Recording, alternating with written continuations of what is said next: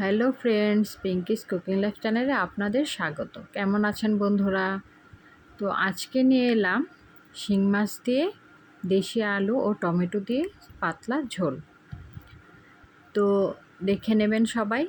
আর আমার চ্যানেলটা যারা এখনও সাবস্ক্রাইব করেনি তারা সাবস্ক্রাইব করবেন, আর লাইক, কমেন্ট ও শেয়ার করবেন ভালো লাগে। তো বন্ধুরা দেখে নিন রেসিপিটা।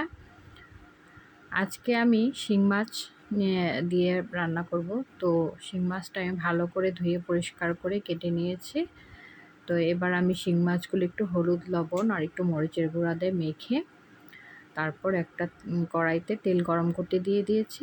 তারপর আমি এখানে সবগুলো মাছ অর্ধেক অর্ধেক করে ভেজে নেব। সবগুলো একসাথে দিলে ভেঙে যাওয়ার সম্ভাবনা থাকে, তো আমি অল্প কয়েকটা আগে দিয়ে দিব।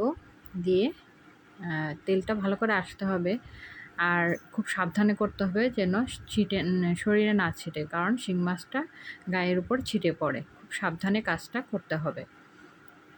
তো এই যে শিং মাছ আর আমার এক পিঠ ভাজা হয়ে গেছে, তো আরেক পিঠ আমি উল্টে দিচ্ছি সবগুলো মাছ এক এক করে। তো বন্ধুরা, যদি রান্নাটা ভালো লাগে অবশ্যই একটা লাইক, কমেন্ট ও শেয়ার করবেন। আপনাদের ভালো লাগলেই তবেই আমি ইন্সপিরেশন পাবো আর নতুন করে রান্না করার সুযোগ পাবো। তো অবশ্যই আপনারা কমেন্ট করে জানাবেন আমাকে।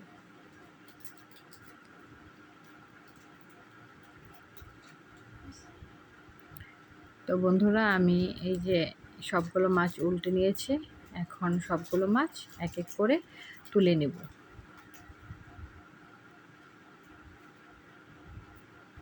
সবগুলো মাছ তুলে নিচ্ছে, তারপর বাকি যে মাছগুলো আছে সেগুলো আমি ভেজে নেব। তো এখানে আমি ওই মাছ ভাজার তেলের মধ্যেই আধা কাপ পরিমাণ পেঁয়াজ কুচি দিয়ে দিব। পেঁয়াজ কুচিটা দিয়ে ভালো করে নেড়ে ভেজে নেব। যখন পেঁয়াজগুলো ব্রাউন কালার হয়ে আসবে তখন আমি এই পর্যায়ে মশলাটা দিয়ে নেব।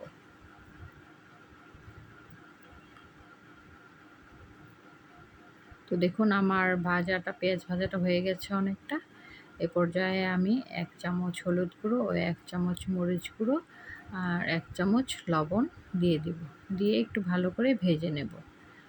এখানে একটু জল দিয়ে দিয়েছি যেন পেঁয়াজটা না পড়ে যায়। জল দিয়ে মশলাটা ভালো করে কষিয়ে নেব। এখানে আমি পাতলা ঝোল করব, তাই এখানে আমি বেশি কোনো মশলা ইউজ করিনি। যেটা স্বাস্থ্যসম্মত সেটাই আমি ইউজ করছি। এখানে আপনারা শুকনো লঙ্কার গুঁড়ো বাদ দিয়ে কাঁচামরিচের গুঁড়ো দিতে পারেন, তবে আমি রঙটা ভালো আসার কারণে এখানে আমি শুকনো মরিচ দিয়ে দিয়েছি। তারপর দিয়ে দিলাম দেশি আলু সেদ্ধ করে ছুলিয়ে রেখেছিলাম। এগুলো আমি মশলাতে দিয়ে একটু ভেজে নিয়েছি। আর দিয়ে দিলাম টুকরো করা টমেটো। সবগুলো একসাথে আমি দিয়ে ভালো করে ভেজে নেব। ভেজে যখন টমেটোটা একটু নরম হয়ে আসবে আর আলুটাও ভালো করে ভাজা হয়ে যাবে, কষানো হয়ে যাবে, এই পর্যায়ে আমি তখন একটু জল দিয়ে দেব।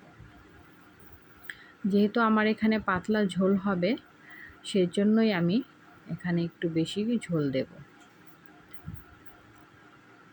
তো দেখুন একটু ঢাকনা দিয়ে দিয়েছিলাম। তো এই পর্যায়ে আমার টমেটো আর আলুটা ভালো একটু নরম হয়ে গেছে।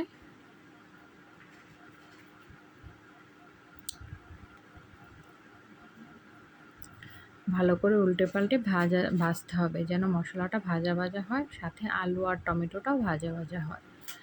এ পর্যায়ে আমি জল দিয়ে দিলাম। একটু বেশি পরিমাণে জল দিতে হবে যেন এই ঝোলটা পাতলা হয়।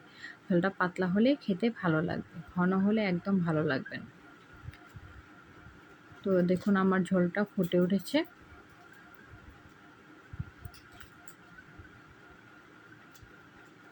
তো এই পর্যায়ে ভেজে রাখা যে মাছগুলো ছিল সেগুলো আমি দিয়ে দিলাম। দিয়ে একটু নাড়িয়ে দেব আর কিছুক্ষণ ফুটতে দেব। এখানে একটু কাঁচা লঙ্কা দিয়ে দিলাম, এটা ভালো গন্ধ আসবে। আর কিছুটা ধনেপাতা কুচি ছড়িয়ে দিলাম, তাতে স্মেলটা অনেক ভালো আসবে, দেখতেও অনেকটা ভালো লাগবে। তো বন্ধুরা দেখুন আমার ঝোলটা অনেকটা গাঢ় হয়ে এসেছে। তো আমি এটা আপনাদেরকে সার্ভ করে দেখিয়ে দেব। এই যে দেখুন আমি বাটিতে সার্ভ করে নিয়েছি। দেখুন কত চমৎকার লাগছে ঝোলটা। এটা দিয়ে একটু গরম ভাতের সাথে অনেক ভালো লাগবে। সব মাংসের যে বড় বড় মাছ, মাংস, কালিয়া সবগুলো থেকে এটা খেতে চমৎকার লাগবে। এই পাতলা টমেটোর ঝোলটা অনেকটা স্বাস্থ্যসম্মত আর ভালো লাগবে। তো বন্ধুরা রেসিপিটা রান্না